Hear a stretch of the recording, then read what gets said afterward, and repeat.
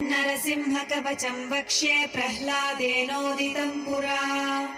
सर्वरक्षाकरं पुण्यं सर्वोपद्रवनाशनम् सर्वसम्पत्करं चैव स्वर्गमोक्षप्रदायकम् ध्यात्वा नृसिंहं देवेशं हेमसिंहासनस्थितम्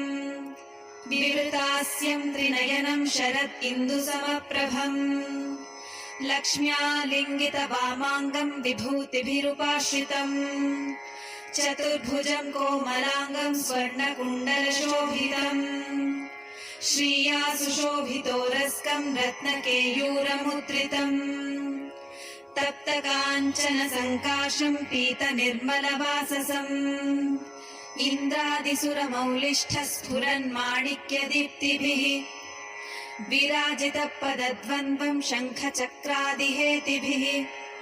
गरुत्मता च